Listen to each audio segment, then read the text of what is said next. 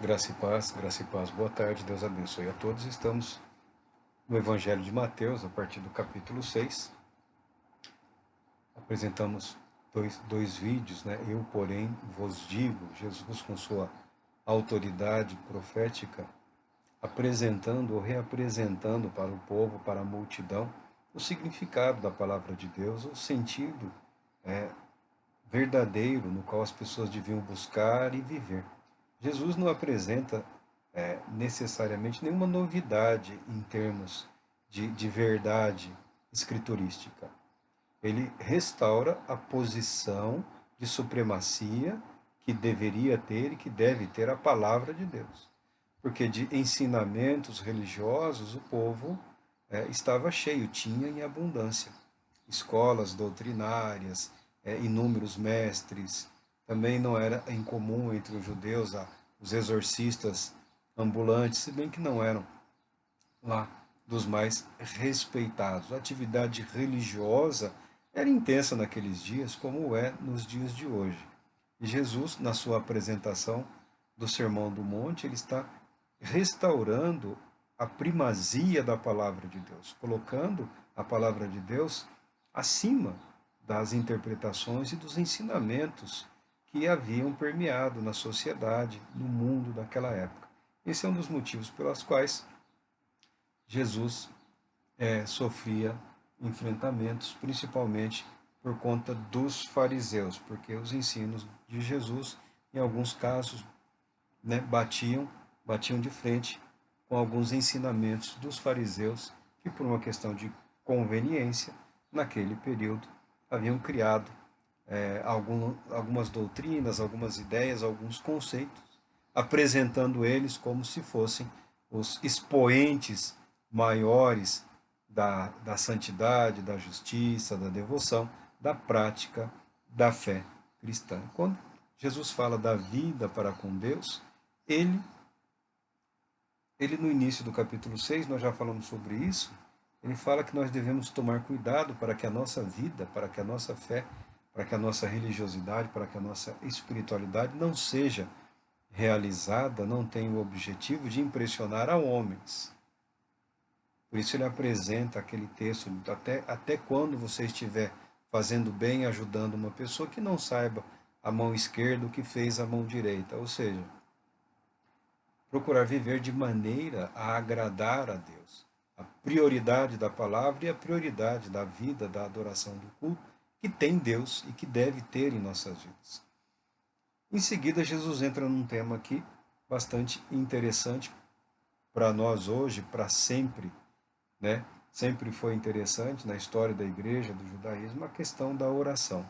Vamos à leitura aqui. Capítulo 6, versículos do 5 até 8. E quando orardes, não sejais como os hipócritas, pois que apreciam orar em pé nas sinagogas e nas esquinas das ruas, para serem admirados pelos outros. Com toda certeza vos afirmo que eles já receberam o seu galardão. Tu, porém, quando orares, vai para teu quarto, e após ter fechado a porta, orarás a teu pai que está em secreto, e teu pai que vem em secreto te recompensará plenamente. E quando orardes, não useis de vãs repetições, como fazem os pagãos, pois imaginam que devido ao seu muito falar serão ouvidos. Portanto, não vos assemelheis a eles, porque Deus, o vosso Pai, sabe tudo de que tendes necessidade antes mesmo que lhe o peçais. Graças a Deus pela sua palavra e que Ele abençoe a nossa meditação nesse texto da palavra de Deus. Oração. A chamada vida de oração, oração pela fé, a oração como parte da comunhão cristã, ela, em determinados momentos ou ocasiões, se apresenta como um desafio na vida religiosa de muitas pessoas, a oração. E Jesus aqui, ele apresenta uma perspectiva que nós vamos procurar entender da maneira aqui mais adequada possível. Jesus não está falando contra a oração, não está falando contra a prática da oração. Jesus está mantendo o ensinamento do capítulo 6: guardai-vos de fazer a vossa caridade e obras de justiça diante dos homens, com o fim de serem vistos por eles. Caso contrário, não tereis qualquer recompensa do vosso Pai que estás nos céus. Esse, esse é um ponto que nós usamos para interpretar aqui os ensinamentos de Jesus sobre casamento, votos, vingança, sobre adultério, sobre o pecado de um modo geral. E ele vale também para interpretarmos este ensinamento sobre a oração. Então Jesus mantém que é importante a oração. Ele diz: e quando orardes, não sejais como os hipócritas. Hipócrita é uma palavra que foi traduzida, ela é derivada do termo que significa ator, né? É um ator.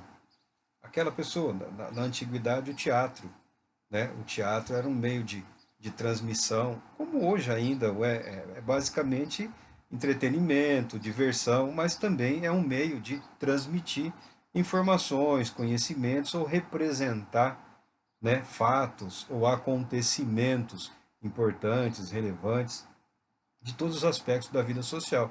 Em todos os tempos, o teatro foi usado dessa maneira. Na antiguidade, os gregos consideravam o teatro medicina, era parte até as pessoas procuravam alguns templos, alguns lugares, né, e dependendo da situação que a pessoa estava passando, da maneira como estava se apresentando, alguns quadros de perturbação mental ou coisa do gênero, era recomendado àquela pessoa que fosse assistir, participar de uma apresentação teatral. O teatro grego é aquele em que o ator usa máscaras. O ator, sempre um homem, usava máscaras, diversas máscaras, representando personas diferentes. Personas, daí vem as teorias das personalidades. Então, cada persona representava uma situação, uma reação característica do ser humano diante dos acontecimentos da vida. A ira, a alegria, a tristeza, a depressão, o ânimo, a coragem e por aí afora. O teatro foi usado até como recurso terapêutico, com o objetivo principalmente da pessoa cair em si, perceber o quanto ela estava sendo ridícula, apresentando um comportamento desproporcional aos acontecimentos que afetam a sua vida. Tá. E esse termo do teatro, né, esse termo o ator ou hipócrita, aqui a expressão que tomou o significado da hipocrisia é a dissimulação. É a dissimulação, né? Porque a pessoa está representando algo que não corresponde à verdade ou à realidade dela mesma. Não é uma crítica necessária ao teatro ou à arte de representar ou de expressar ideias ou conceitos, porque aí estaríamos condenando inúmeras atividades humanas, né? Mas aqui Jesus está condenando a oração como exercício de hipocrisia, como exercício de dissimulação, como exercício de tentar apresentar para as pessoas, para os homens, para as mulheres, para os indivíduos, uma condição, uma situação, ou uma espiritualidade, ou uma comunhão que não é verdadeira, que não é verdadeira. Os hipócritas, os oradores hipócritas que amam as longas orações nas sinagogas, as longas orações nas praças públicas, as longas orações nas igrejas, né? As longas e cativantes orações muito bem preparadas, muito bem elaboradas, né? Alguns que oram até nos dias de hoje, né? As orações são belas, belíssimas composições, né? Elaboradas, ensaiadas, né? Apresentadas dia após dia, com o intuito de alcançar o sentimento, a emoção, né? De ganhar a atenção, o favor, né? Da audiência, da plateia, da assistência. Oh, como aquela pessoa ora bem, que oração linda, que oração bonita. Jesus está dizendo que a hipocrisia não tem valor nenhum diante de Deus. O bom uso do vocabulário, o domínio de palavras, a capacidade de elaborar uma composição, uma oratória rebuscada, não é, nunca foi, nem jamais será garantia de que aquele indivíduo, de fato, mantém, detém, foi galardoado com uma condição de espiritualidade que garante que ele tem toda aquela comunhão dinâmica com o Todo-Poderoso. Muito pelo contrário, Jesus passa a dizer que as pessoas que assim buscam esse tipo de reconhecimento, no reconhecimento humano, eles já têm a recompensa pela sua prática. Então ele está alertando as pessoas que estão ali, aquela multidão, né, aquela multidão de pessoas que passaram por situações dificílimas. Desemprego, fome, morte, perda na família, confisco de bens, situações terríveis, angústias pessoais, desilusões financeiras, político, religiosas. A multidão que acompanhava Jesus não era só de pessoas vindas da Galiléia, eram pessoas vindas de várias regiões, né, do território, e também pessoas vindas de fora. Também havia membros do exército romano, pessoas da corte romana, da corte dos descendentes de Herodes, né, parentes, familiares, pessoas de todas as classes sociais, pessoas inquietas com a situação que a vida estava apresentando para elas naquele momento, naquela região do mundo, naquele lugar específico. E Jesus chamou a atenção.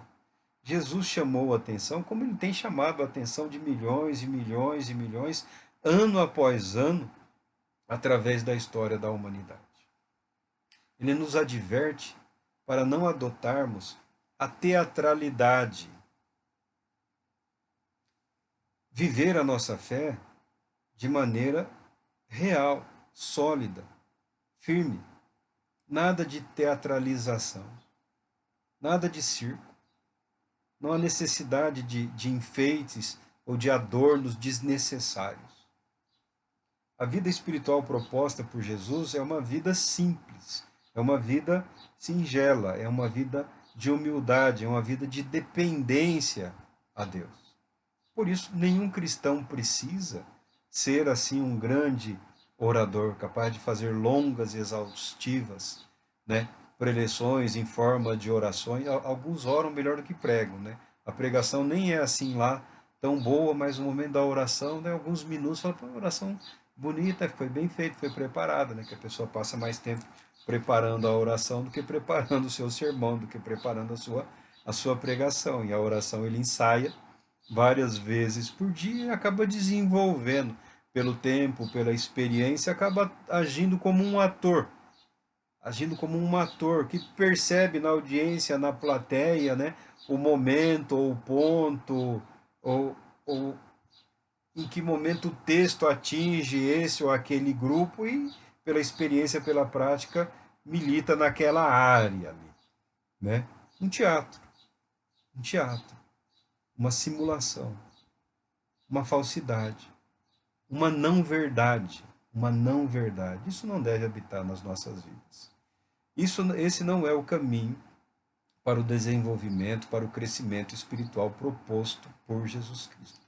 Jesus, não que ele seja contra orar na igreja, orar na sinagoga, orar nas praças públicas. Jesus não tem absolutamente nada contra as orações públicas. Não tem absolutamente nada contra as orações públicas. Ele tem contra a mentira, contra o fazer da vida religiosa, o fazer da espiritualidade cristã, o fazer do momento de oração um teatro, uma exibição, né? Uma adequação às emoções, sentimentos e anseios da plateia, da assistência. É disso que Jesus está falando. Jesus está indo contra a distorção do sagrado. O sagrado, o verdadeiro, o santo, o espiritual, não é diversão, não é entretenimento, não é espetáculo. A espetacularização da fé é um tema de um trabalho já proposto há algum tempo, né, no ambiente acadêmico aí, que analisa a maneira pela qual as mais diversas fés e os mais diversos grupos cristãos, né, tem utilizado as ferramentas de mídia, principalmente a televisão, né? E agora as demais ferramentas de internet. Mas nem sempre como uma expressão de uma comunhão ou a apresentação de uma espiritualidade que pode abençoar ou alcançar. A apresentação de um espetáculo, né? Religião na forma de espetáculo. Foi isso que Jesus condenou e é isso que pessoas que nem são do ambiente religioso têm criticado hoje em dia entre os religiosos. Estranhamente, né? As religiões cristãs têm apresentado a cada dia mais e mais artistas, mais e mais atores, né? Mais e mais espetáculo, mais e mais diversão, mais e mais empolgação, mais e mais dissimulação, mais e mais não comunhão com Deus. Jesus fala: tu, porém, você que quer, você que deseja, você que foi alcançado pela palavra de Deus, você que foi alcançado pela verdade de Deus, questionamento, a verdade apresentada foi feita por Jesus Cristo. Ele não mandou combater. Ele não mandou ficar lutando contra. Ele propôs o caminho correto. E é isso que nós devemos apresentar para Deus. A nossa vida no caminho correto, a nossa vida no caminho santo. Qual é o desafio? Qual é o desafio dos cristãos de modo hoje? Porque o cristão hoje em dia, e alguns grupos religiosos até estimulam, na minha opinião, equivocadamente, ele gosta de agir como rebanho, como manada. Vamos fazer isso, vamos fazer aquilo. Então, assim, no vamos todos nós, a pessoa se inclui. Agora, cada um de nós vamos tomar a decisão de. Aí a pessoa se sente sobrecarregada, incapaz, né? A vida está sendo difícil, não tem tempo, o casamento, os filhos, o trabalho, a política, a economia. As desculpas são muitas. Para o quê? Para não orar verdadeiramente a Deus, para não apresentar-se verdadeiramente diante de Deus. Muitas pessoas adotaram a teatralização como espaço para a apresentação da sua fé, né? Do seu desejo de ser, do seu desejo de estar, da sua vontade de expressar. Então, ali, na multidão, no rebanho, no movimento, na emoção, ela se apresenta, ela se expõe, mas não é o caminho proposto por Jesus Cristo. O caminho proposto por Jesus Cristo para uma vida, para o estabelecimento ou para o crescimento numa comunhão com o Pai é: tu, porém, quando orares, vai para teu quarto e, após ter fechado a porta, orarás a teu pai que está em secreto, e teu pai que vê em secreto te recompensará plenamente. Jesus apresenta um caminho totalmente oposto, nada de espetáculo. Não é para as outras pessoas, não é para impressionar a quem quer que seja. A nossa vida deve ser vivida de maneira a agradar aquele que nos concedeu a vida e que pode verdadeiramente nos abençoar. Aquele que nos vê, aquele que nos conhece. Então Jesus fala: é preferível estar a sós com Deus. Jesus fala: vá para o teu quarto, tranca a porta, e aquele que te vê em secreto, ele vai te recompensar, ele vai te abençoar. Eu tenho grande dificuldade de entender que essa seja uma expressão literal, porque os pobres da Galileia não tinham a disposição, como os pobres de hoje, como os pobres nunca tiveram e não temos a oportunidade de criar uma sala de oração, um quarto de oração, um ambiente específico, né, um altar doméstico. Algumas pessoas até têm, né, um ambiente na sua casa dedicado exclusivamente para a oração. Jesus está traçando um paralelo entre aquele que busca a publicidade, você deve ser aquele que busca a reclusão e estar a sós com Deus. A oração no silêncio, a oração silenciosa, se for o caso. O estar onde quer que você esteja, o fechar os seus olhos, voltar-se para si e buscar a Deus e manter ali a sua comunhão com Deus. Não é só uma questão de ter ou de criar um ambiente propício para a oração. As pessoas têm escritório nas casas, têm tem ateliê, tem oficina, tem uma série de coisas preparadas, né? Alguns têm altares domésticos, tem tudo isso. Mas isso também não é uma garantia de absolutamente nada. Buscar a verdade dentro de você, buscar a verdade dentro de si, buscar a verdade ao fechar os olhos, depois de algum tempo que você conseguir se livrar de algumas imagens que se repetem na sua mente por conta da correria do dia a dia, da TV, das mídias, das informações, se você vai perceber que há um espaço incrível para a construção, para a edificação de uma memória espiritual, de uma memória de adoração. Há um espaço interessantíssimo na nossa mente que pode ser muito bem ocupado para a nossa comunhão com o Todo-Poderoso Deus. Requer exercício, requer disciplina, requer um adestramento para o qual a maioria das pessoas não está disposta. Né? Eu também não vejo isso como sendo uma prática melhor ou superior. Eu estou dizendo que é perfeitamente possível. É perfeitamente possível a oração introspectiva, fazendo uso dos seus recursos mentais, intelectuais, não necessariamente falando.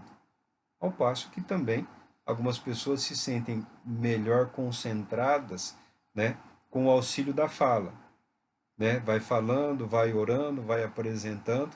Outros têm um caderno, ou um itinerário, um roteiro de oração e seguem aquele roteiro de oração, ou lendo, ou depois memoriza. Eu nem muito lá, nem muito cá, não considero uma prática superior à outra, né? São aspectos diferentes da mesma devoção. Agora, se for possível que as nossas orações a Deus tenham o propósito exclusivo de agradá-lo, seja uma manifestação de uma vida, de um coração, de um espírito que deseja manter-se em comunhão com o Pai, esse é o fundamento, essa é a verdade. Algum adestramento da nossa imaginação eu considero importante. Né? Nós não podemos viver as nossas vidas lutando com ideias, com pensamentos, né? Com conceitos estranhos. Precisamos edificar a nossa mente, precisamos dominar a nossa mente, precisamos dominar a nossa imaginação, precisamos aprender a ter algum controle, principalmente durante o exercício da meditação, dos pensamentos que, que nos atacam. Né? Devemos aprender a dominá-los e apresentar a Deus o que de fato é agradável a Deus. Não é um exercício de negação, é um exercício de afirmação, apresentando a Deus a verdade de Deus e a nossa verdade. Sabendo qual é a verdade de Deus para as nossas vidas, a nossa verdade, a nossa realidade pode ser tratada pelo Todo-Poderoso. Aí algumas pessoas estabelecem tempos, horas, limites, 15 minutos, meia hora, 1 hora, 2 horas, 3 horas, 4 horas, né? Algumas pessoas que de vida consagrada, de vida exclusivamente dedicada à oração, passam longas horas do dia nesse exercício, né? Requer disciplina, requer entrega, requer confiança em Deus, requer fé e requer renúncia a uma série de outros temas que a vida se nos apresenta.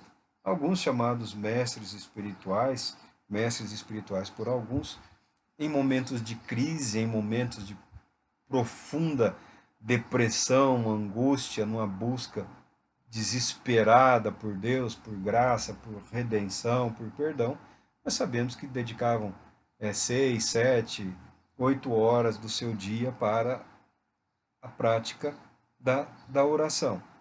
Né? É tempo significativo, é bastante tempo. Alguns preferem dizer para as pessoas que é suficiente 15 minutos ou meia hora. Eu, eu não vejo a necessidade de impor a quem quer que seja uma indicação de tempo, porque pode acabar desenvolvendo aquela pessoa a perspectiva ou a ideia errada de que ela tem uma meta a cumprir. A oração é um exercício de fé, é um exercício de comunhão, é um exercício de recebimento de amor, de graça, de perdão e de vida. é um exercício de fortalecimento, de renovação espiritual. É um exercício em que nós colocamos diante de Deus a situação em que nós nos encontramos para receber dele a vida, a disposição, a coragem para superarmos aquele momento difícil que seja. Então, não dá para se falar em algum tempo. Não dá para se falar em algum tempo. Algumas pessoas, por razão do ofício, né, se falarem que ora 2, 3 horas por dia, ninguém, 4 horas por dia, ninguém achará nada, porque tem a vida dedicada àquilo, não está fazendo mais que obrigação, é o tempo que tem, né? É o tempo disponível. Se falar que ora 4 horas, se um pastor, você fala, eu oro 4 horas por dia, não faz mais que obrigação. Não faz mais que a sua obrigação. É o seu trabalho viver com Deus. É o seu trabalho manter-se fortalecido na palavra de Deus.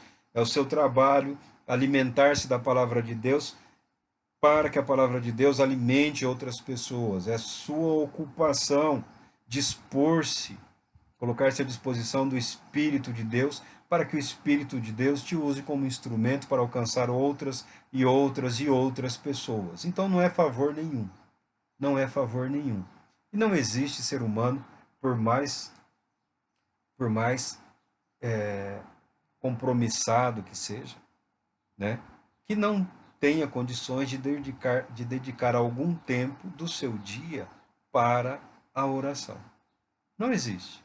Não existe uma vida tão atribulada assim. É possível sim dedicar tempo. Sabe por quê? Quando você decide dedicar tempo para a oração, é uma manifestação de fé, de confiança. Não estou falando é, entre escovar os dentes e sair com o carro fazendo oração, não. Parar. Parar. Porque orar também é descansar em Deus. Orar também é repousar em Deus. Orar é reconhecer, é admitir que muita coisa nesta vida está muito, muito, muito além das nossas forças e das nossas capacidades. Nós dependemos de Deus, sim, em tudo para as nossas vidas. A oração é também um reconhecimento. Então, dedicar tempo do seu dia para a oração, para a meditação, para a reflexão na palavra de Deus. Algumas pessoas, aí já estaríamos falando da questão de dons espirituais, né, que conseguem desenvolver duas tarefas, né? A oração e o uso das faculdades mentais, por exemplo, a leitura, a meditação e oração.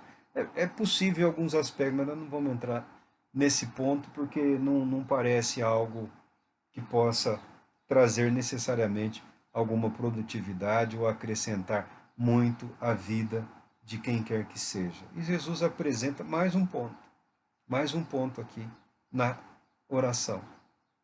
Além de combater a teatralidade, a teatralização, a espetacularização, ele vem dizendo: e quando orardes, não useis de vãs repetições, como fazem os pagãos, pois imaginam que, devido ao seu muito falar, serão ouvidos, né? Aquela pessoa que repete inúmeras, muitas e muitas vezes a mesma coisa ou o mesmo pedido, né?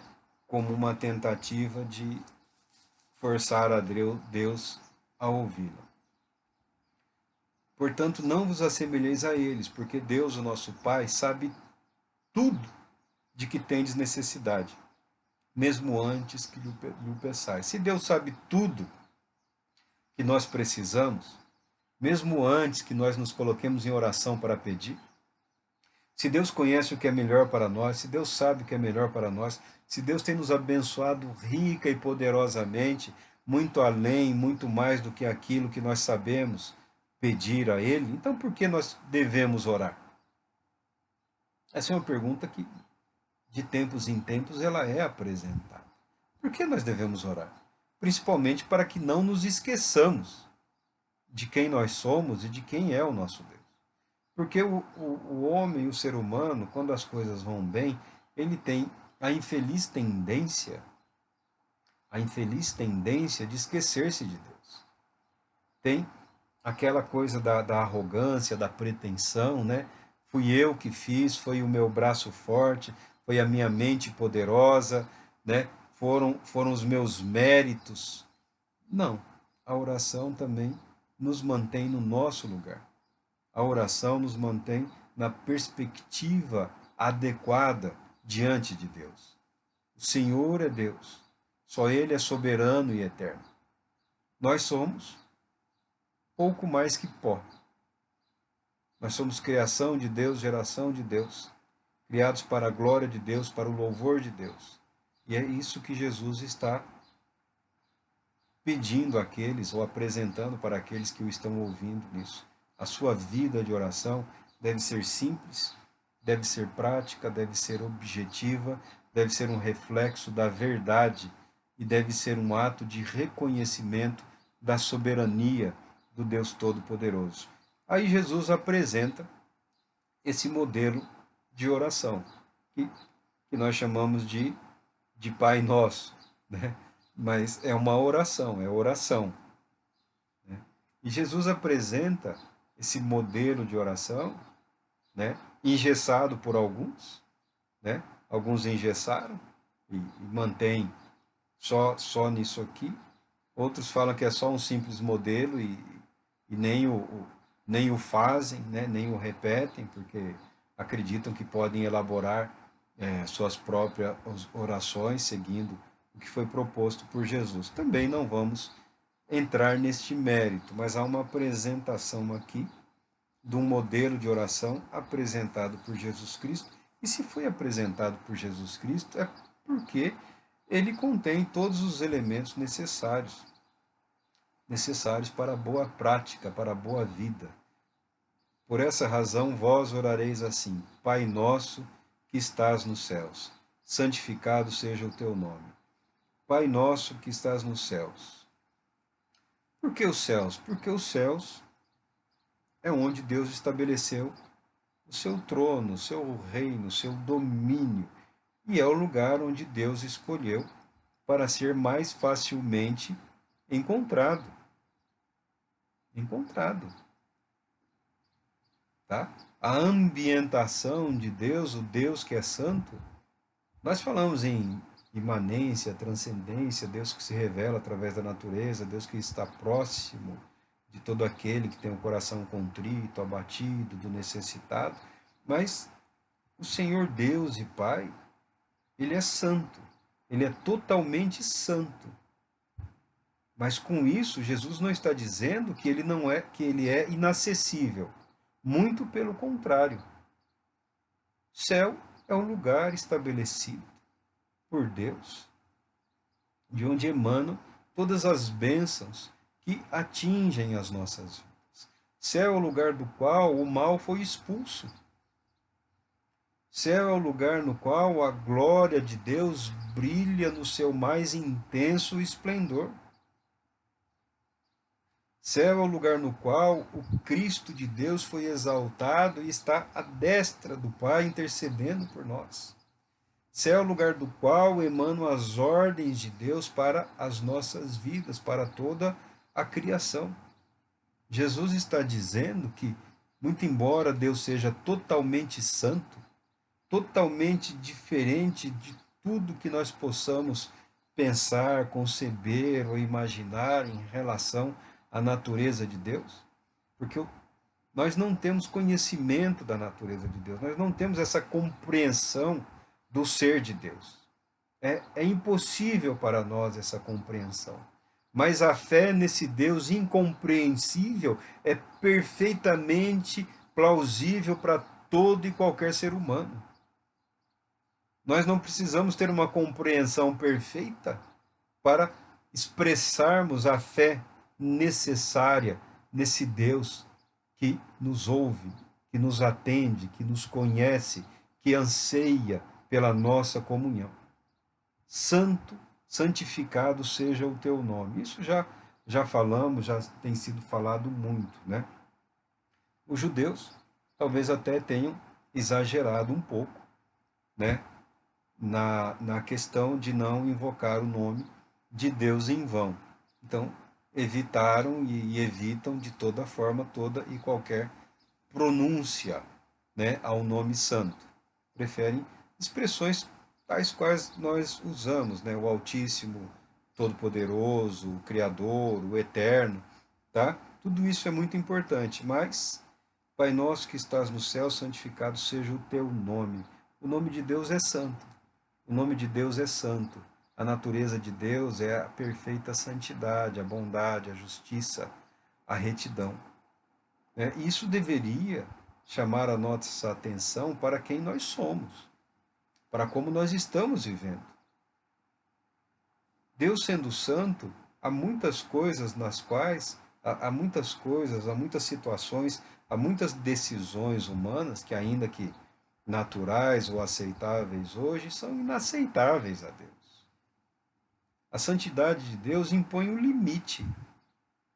A santidade de Deus não permite o amor ao pecado. A santidade de Deus impõe para nós limitações, e limitações sérias, limitações importantes que marcam a nossa decisão, a nossa devoção, o nosso amor a Ele. A santidade de Deus impõe limites. E Jesus apresenta aqui a oração ao Deus Santo, ao Deus que está nos céus. Venha o teu reino, seja feita a tua vontade, assim na terra como no céu. Está aí. O primeiro aspecto da oração de Jesus é como que apresentando o povo a Deus, ao Pai, que está nos céus, santo, disposto a ouvir. Não fala, transforma o nosso reino no teu. Ele não fala, dê-nos forças para construir o teu reino na terra. Não, em nenhum momento. A oração do fiel, a oração daquele que é temente a Deus, ele fala, venha o teu reino e seja feita a tua vontade, assim na terra como no céu. Que se estabeleça na minha vida, que se estabeleça nas nossas vidas, a vontade de Deus da mesma maneira como ela reina nos céus, que ela reine em mim e que ela venha reinar neste mundo, nesta terra. O reino de Deus será implantado pelo agir de Deus, pelo mover de Deus. Nós somos testemunhas da verdade desse reino. Nós somos testemunhas da verdade do amor redentor de Deus em Cristo Jesus, que nos resgatou do poder das trevas e do poder do pecado. Nós não somos construtores do reino de Deus. Nós somos pedras vivas, com as quais Deus edificará o seu reino. Tá? Mas nós não somos os responsáveis por estabelecermos o reino de Deus na terra. É o próprio Deus quem estabelecerá o seu reino. Toda vez que alguém tentou implantar qualquer coisa que seria uma expressão humana do que é o reino de Deus, só deu tragédia, só gerou tristeza, só gerou morte, só gerou destruição. Dos céus, da esperança da vida no reino, aí vem para a condição humana. Glorificamos a Deus por Ele ser Deus. Glorificamos a Deus pelo seu amor que se revela através de Jesus Cristo. Pedimos a Deus que o reino dele seja implantado, fortalecido em nós e que a verdade dele prevaleça em nossas vidas, através das nossas vidas, até o momento em que ele estabeleça o seu reino, o seu perfeito domínio, o seu reino de amor, de paz e de justiça.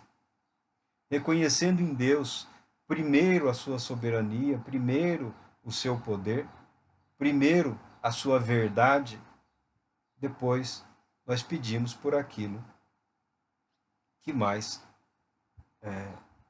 ansiamos, que é o não sentir fome, a saciedade.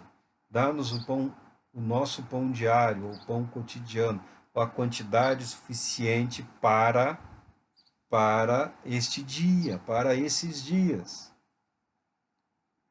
O alimento que nos mantém de pé para o dia de hoje é sempre hoje. Todo dia é hoje. Então a oração, ela expressa as nossas necessidades para o dia de hoje. Não devemos nos preocupar tanto com o dia de amanhã, porque o amanhã trará as suas dificuldades, as suas próprias necessidades. Precisamos buscar de Deus o que necessitamos para hoje, para hoje. O que significa isso? Abandonar o si. Abandonar, Senhor, se eu tivesse, Senhor meu Deus, se eu tivesse nascido, se eu morasse, esquece o si. Peça a Deus o suficiente para este dia, porque as bênçãos de Deus são abundantes, transbordam, são mais do que o suficiente. Não haverá necessidade, sempre haverá saciedade, ou seja, uma vida sem ansiedade, uma vida sem depressão crônica, uma vida sem tristeza, sem fim, uma vida de alegria, de paz, de reconhecimento de Deus, uma vida de comunhão com Deus, independente das circunstâncias. Venha, dê-nos o nosso pão diário, perdoa as nossas dívidas, assim como nós perdoamos aos nossos devedores, perdoa as nossas dívidas, assim como nós perdoamos aqueles que nos ofenderam, perdoa as nossas ofensas e as nossas dívidas. O ato de perdoar e de amar é fundamental na vida daquele que crê. Tá? O alimento para a satisfação da saciedade, né? O alimento para saciar, para mitigar a fome. E o perdão para mitigar e para acabar com a culpa. Perdoa-nos, ó Pai. Perdoa em tudo aquilo que nós falhamos. Perdoa-nos em tudo aquilo que nós não fomos capazes de expressar com as nossas vidas. Perdoa-nos, ó Deus, porque Tu és Deus Santo, bendito, infinito em amor e misericórdia.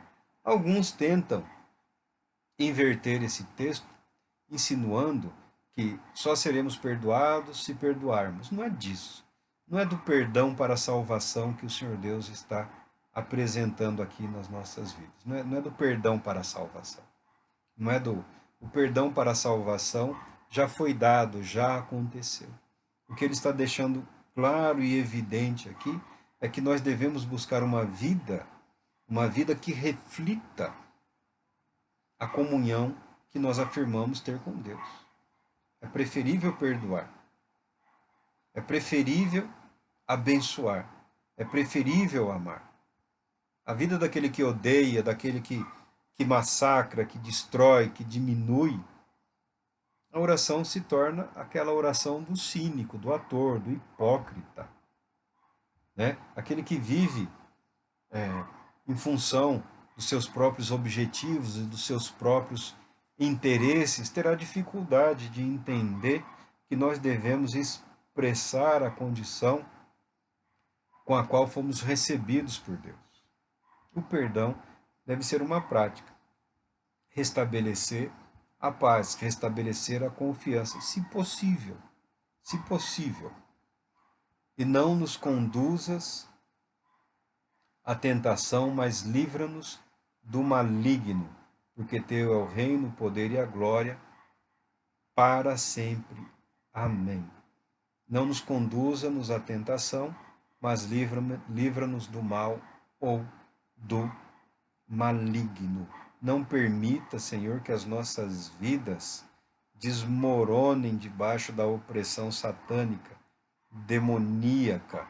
Livra-nos deste mal. Livra-nos deste poder que nos assedia e tenta destruir as nossas vidas. A oração apresentada por Cristo Jesus, ela apresenta ao Pai. Ela apresenta o Pai a quem nós recorremos como aquele que está disposto a nos receber em comunhão. Ela busca o estabelecimento da verdade de Deus e do reino de Deus como prioridade pelas nossas vidas. Assim como fomos amados e perdoados por Deus, devemos transmitir essa mensagem de amor e de perdão para outras pessoas. Não é uma questão de, eu perdoei aquela pessoa que me ofendeu. Não é só isso. Não é o discurso, não é a narrativa, é a vida, é o viver. É o viver que importa para Deus. É o viver que importa para Cristo. Porque se o discurso, se a narrativa não for compatível com o caráter, você cai na condenação apresentada logo atrás, se torna um artista, um ator, né? Alguém que representa uma condição que não expressa no seu viver, né? Se torna mais grosseiro e apresenta Deus como aquele capaz de suprir as nossas necessidades básicas fundamentais. As nossas necessidades básicas fundamentais, a fome, o alimento cotidiano, o alimento cotidiano. A fome reinava naquele mundo, naquela época, onde há um grande império, onde há corrupção, onde há poder, onde há luta por interesse, facções político-religiosas, a fome, a miséria. Porque mais e mais alguns guardando para si e para os seus, né? E não repartindo com aqueles que necessitam. A fome hoje, há muita miséria hoje, tem aumentado e infelizmente vai aumentar a pobreza, a fome, o medo e o desespero. Mas o que nós podemos garantir e dizer é que você não precisa ficar preocupado com este governo, com o próximo governo, com o que virá depois. Porque quem garante o alimento cotidiano é Deus. E Ele vai garantir. Não precisa viver com medo, não precisamos viver com medo. Não podemos permitir que a ansiedade e o desespero tomem conta das nossas vidas.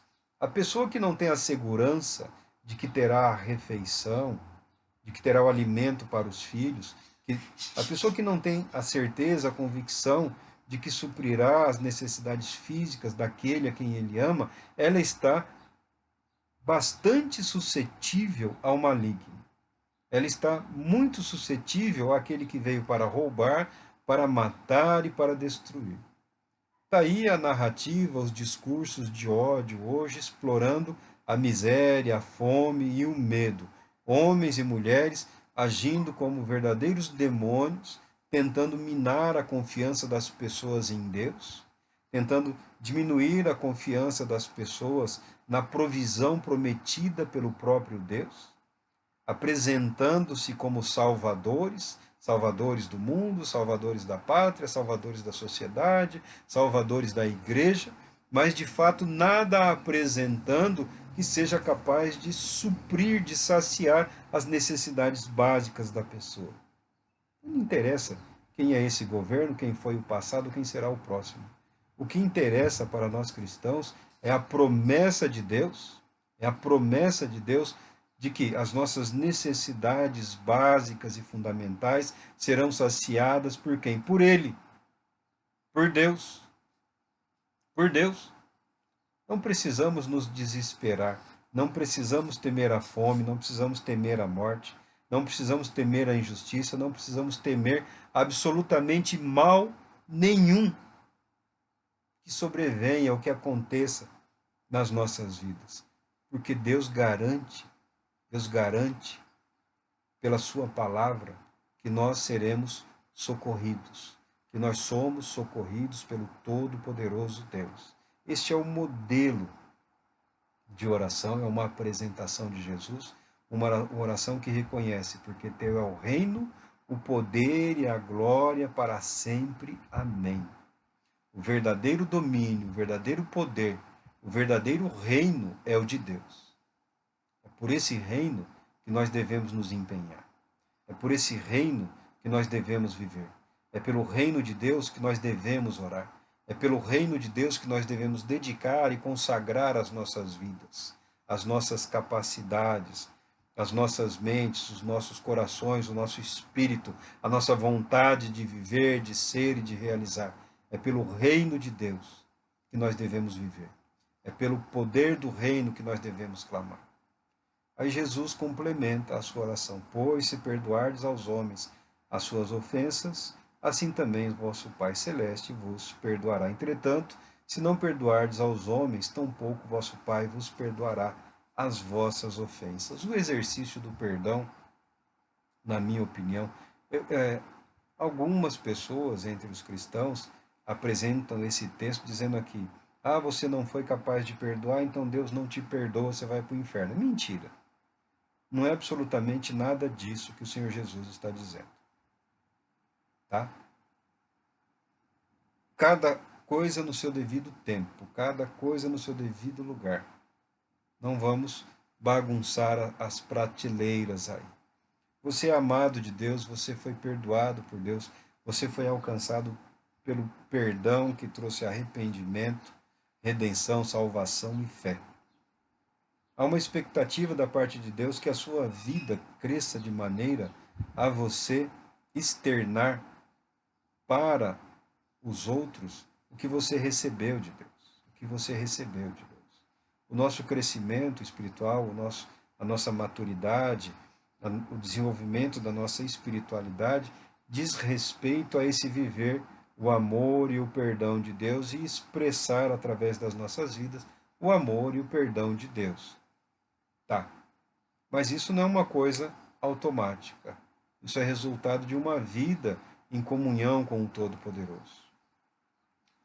O perdoar, o preferir que o amor se sobressaia ao desejo de ódio, de vingança, não equivale a abrir mão da justiça. Porque o nosso Deus também é justo e santo. Tá? Quando se fala do perdão, tem gente aí distorcendo o ensinamento bíblico do perdão, como se estivesse nas nossas mãos o poder para a nossa própria salvação ou redenção. Não é nada disso. Não é nada disso.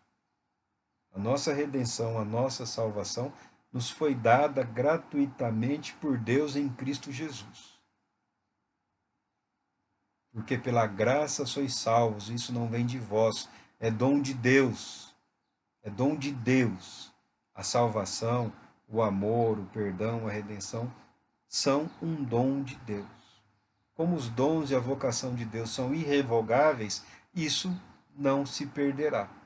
Mas Jesus espera que, em algum momento das nossas vidas, nós sejamos capazes, porque estamos sendo capacitados a transpor o ódio, a retaliação. Ir além, aceitar que as nossas vidas sejam instrumentos de Deus para alcançar pessoas.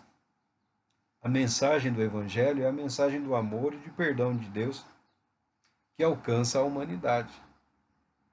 Viver o amor e o perdão é viver uma vida de comunhão expressando aos outros o amor de Deus em Cristo Jesus e o perdão gratuitamente oferecido a todos pela fé em Cristo Jesus. Eu entendo ser este um caminho. Um caminho.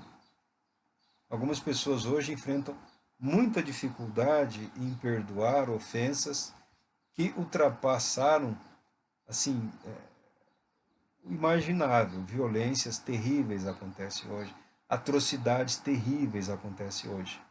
Só que com o tempo, a pessoa entenderá. O ódio não ressuscita morto.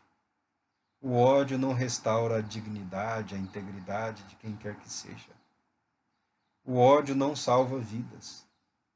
O ódio é um impedimento para você desfrutar o amor de Deus, a paz de Deus.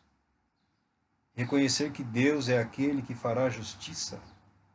Tira de nós esse peso de rancor, de ódio, de tentar, de querer fazer justiça com as nossas próprias mãos ou do nosso próprio jeito, um movimento de vingança fantasiado de justiça. Isso, de fato, não deve habitar na vida do cristão. Reconhecer a Deus como soberano, como juiz, como Senhor, é fundamental para que as nossas vidas, encontrem uma dinâmica no caminho da redenção, um crescimento numa espiritualidade proposta por Deus, proposta por Cristo Jesus. Por isso que ele fala, né? Quem quiser seguir, que pegue a cruz e coloque sobre os seus ombros. Não se pode oferecer meio evangelho para quem quer que seja. Não se pode. Há um calvário. Há um calvário para todos nós. Eu não gosto, mas eu não tenho que gostar, é uma verdade. Há uma cruz que cada cristão tem que carregar. Eu não gosto, mas é uma verdade. Comparado à grandiosidade das riquezas, da eternidade, do reino e do amor de Deus, é perfeitamente suportável, sim. É possível perdoar? É possível perdoar. É importante perdoar? É importante perdoar. Você fala, mas eu estou tendo muita dificuldade. Eu compreendo perfeitamente. Essa dificuldade é parte de um processo de busca por justiça, de um clamor por justiça, um clamor este que o Senhor Deus tem ouvido. E ao saber que você está sendo ouvido, você pode repousar e descansar em paz. Tira de você essa responsabilidade e coloca diante daquele que tem o poder pleno e verdadeiro para fazer justiça, porque ele fará. O mundo de hoje, a sociedade de hoje, o senso de justiça está bastante distorcido. Existe aí todo um poder para garantir aí que as demandas, né, que os litígios sejam resolvidos pacificamente. Mas o cristão tem também um recurso extraordinário, que é os céus, que é o trono de Deus, de onde emana toda a paz, de onde vem todo o poder, toda a justiça, toda a santidade para alcançar, para proteger e para levar a sua vida além dos anseios de uma justiça humana ou de um projeto de vingança ou de destruição. Nós não podemos ser contaminados pela mente maligna. Nós não podemos viver em função de ódio, de vingança e de destruição de quem quer que seja. Nós devemos viver dependentes do poder de Deus para permanecermos na comunhão com Ele.